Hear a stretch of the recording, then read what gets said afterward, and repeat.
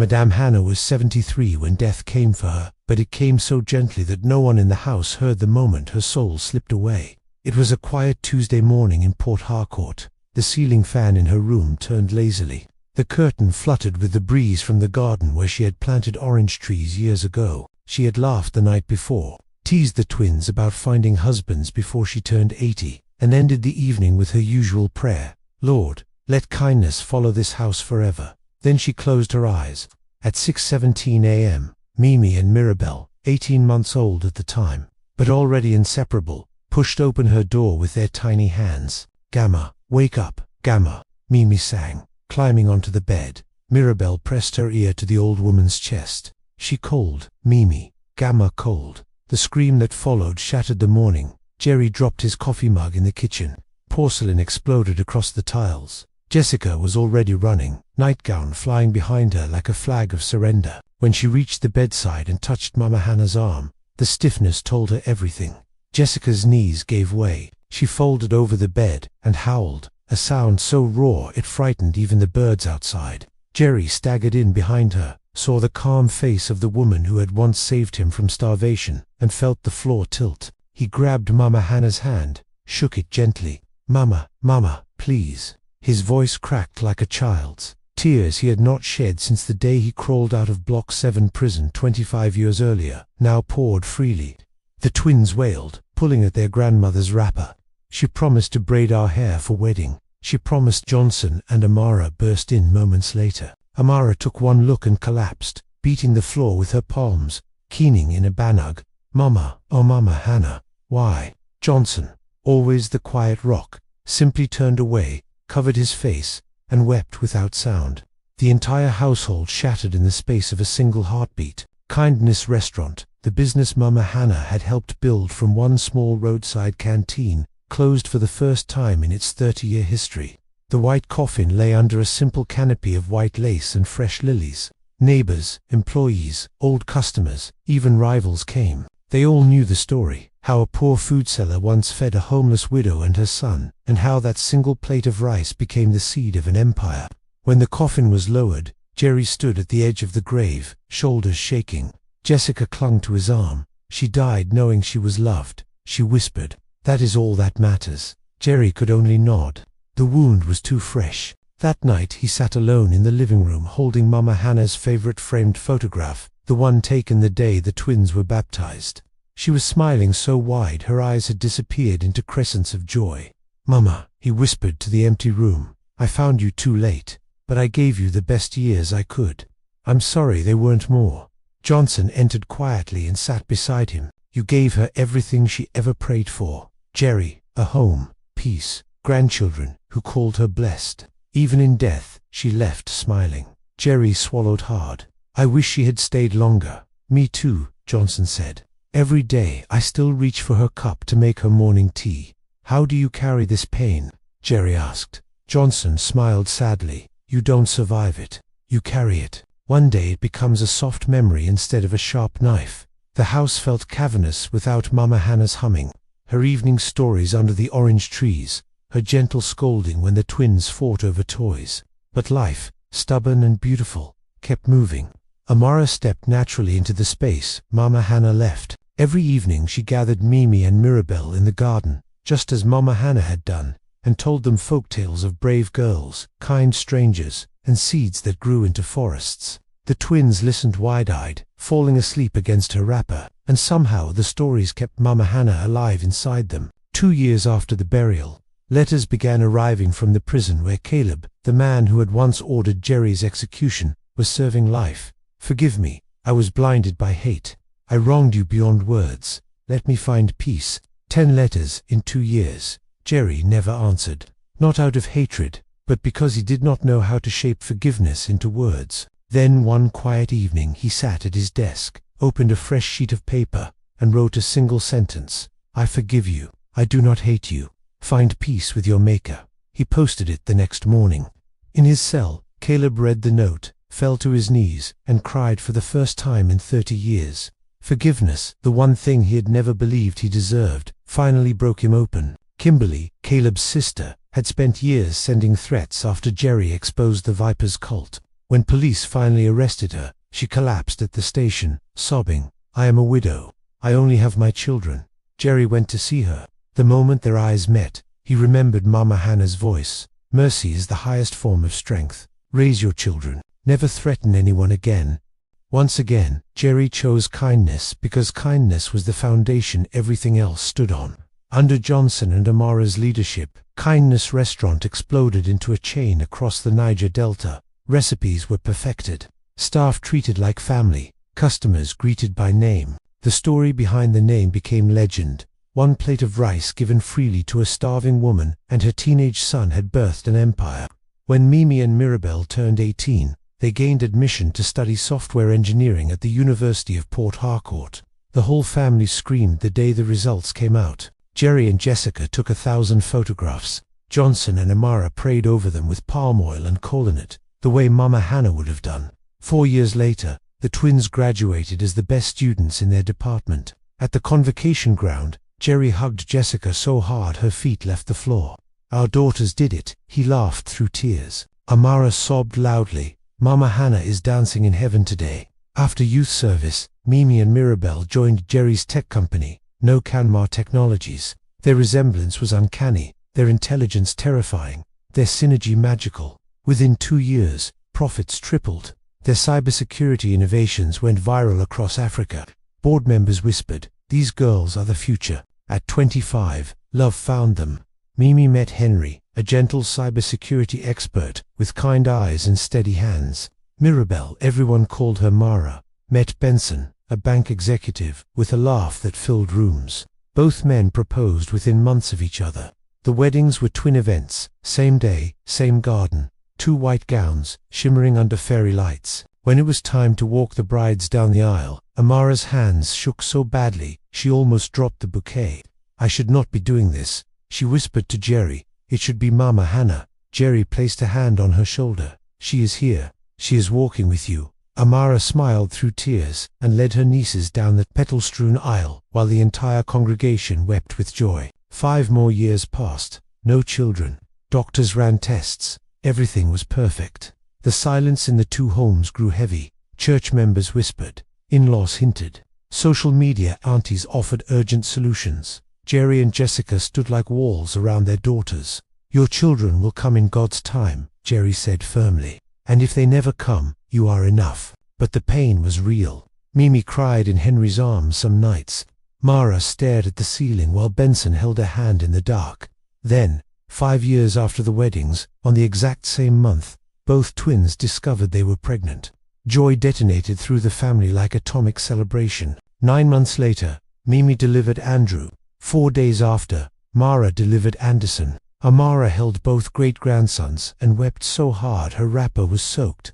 Jessica knelt in the maternity ward and thanked God out loud. Jerry whispered, "Kindness has returned again," because 1 plate of rice, given decades ago, had now produced 2 new lives. That night, as the mansion filled with soft newborn cries, Amara rocked both babies and whispered, "Your great-grandmother promised this family would never lack joy." She kept her promise even from heaven. Life settled into a golden rhythm.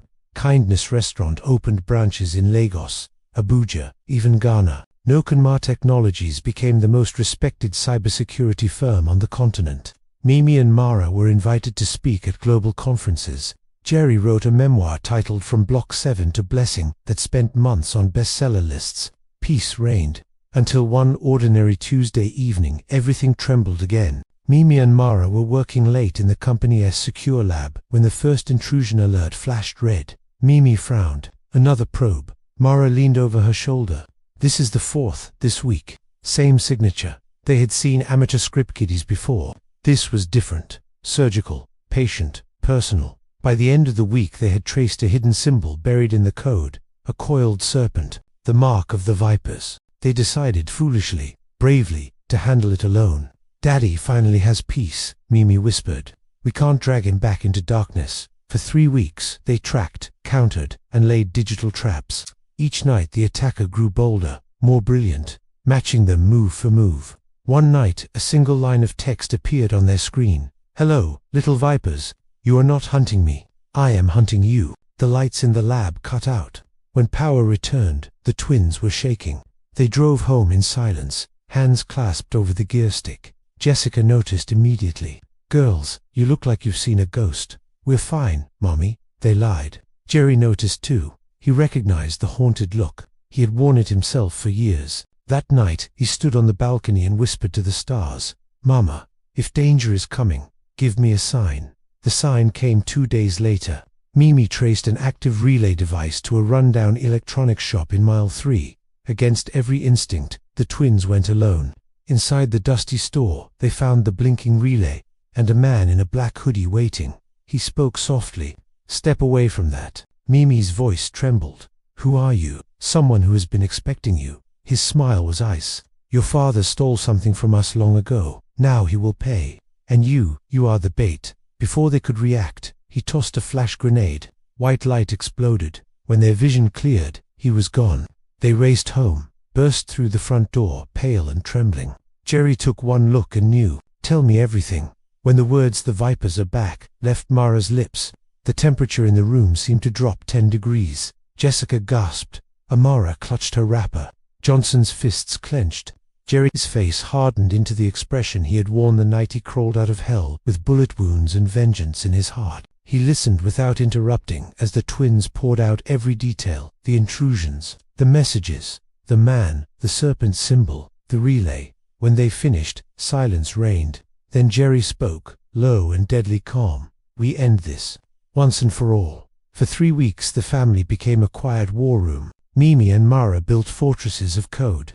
Henry reinforced physical security. Benson tracked money trails. Jerry mined his memory for every name, every face, every hiding place from his nightmare years. One night at 1:13 a.m., the final trap sprang. A red dot blinked on the map. The old Lagos Road warehouse, the exact place where Jerry's father had been murdered, and where Jerry himself had been left for dead.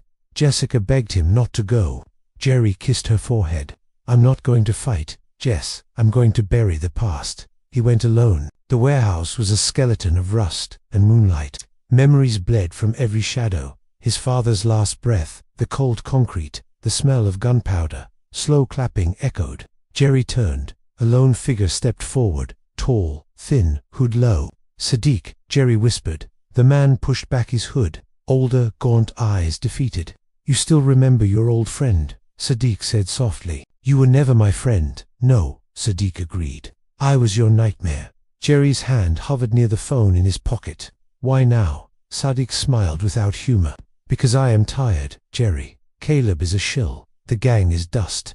I am the last serpent, and I have no venom left." Jerry stared, confused. "I tormented your daughters," Sadiq continued, "not to destroy you, but to force you to face me one last time, so you would know the monster grew old and toothless." He raised both hands in surrender. "Turn me in. Finish it. I have nothing left to lose, and everything to gain by ending this." Jerry's throat tightened. "You could have walked away. I needed you to see I am human," Sadiq whispered, "and that you won." Jerry made the call. Police lights bathed the warehouse minutes later. Sadiq walked out with his hands raised, a faint smile on his lips, the smile of a man finally free. When Jerry stepped back into the mansion, the entire family rushed him. Jessica, the twins, Henry, Benson, Johnson, Amara. They enveloped him in a storm of tears and hugs. "It's over," Jerry said, voice breaking. "The last viper is gone." Peace, true, deep, unshakable peace, finally settled over the house like morning mist. 6 months later, the garden glowed with fairy lights for Jerry and Jessica's 25th wedding anniversary. Mimi and Henry chased 3-year-old Andrew around the orange trees. Mara and Benson carried Anderson on their shoulders. Amara and Johnson, now grey and proud, danced slowly to an old highlife tune. The twins, now senior vice presidents of Nockenmar Technologies, laughed as board members begged for selfies with the Genius sisters. Jerry stood with Jessica under the tree Mama Hannah had planted the day the twins were born. Its branches were heavy with fruit. Jessica slipped her hand into his. "We made it, Jerry." He wrapped his arm around her, looked at the sea of faces he loved, and felt tears rise. "Yes," he whispered, "because kindness never fails." The photographer gathered everyone for the family portrait. As he counted down 1, 2, Jerry looked up at the stars and smiled. "Mama," he whispered, "this one is for you." 3.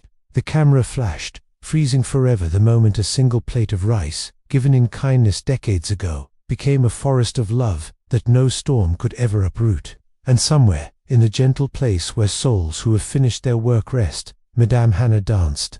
They were as inseparable as their mothers had been, and twice as mischievous.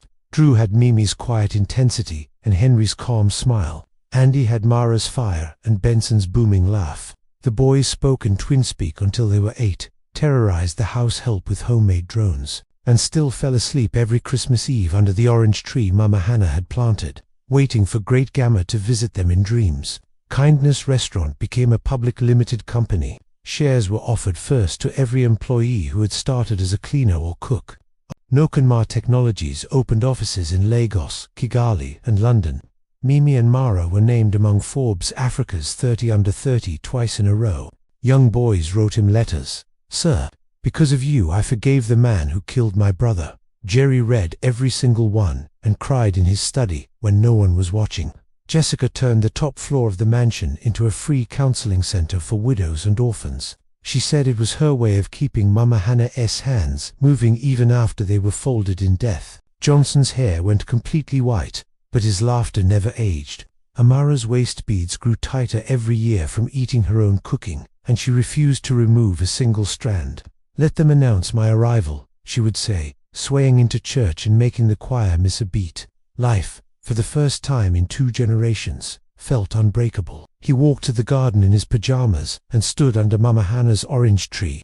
The fruit was heavy, golden, perfect. A soft breeze moved the leaves, and for just a second he would have sworn he smelled the exact scent of Mama Hannah's wrapper, starch, and Izal and love. He smiled. "Good morning, Mama. You kept us, Abi." Behind him, footsteps pattered across the grass. Mimi and Mara, both in matching silk nightgowns, hair wrapped in satin scarves, came to stand on either side of him. "Daddy," Mimi whispered, "we have something to tell you." Jerry turned. Their eyes were shining with tears, and something else, something luminous. Mara took his right hand. Mimi took his left. "We went for tests yesterday," Mimi said, voice trembling. Mara finished. "We're both pregnant again."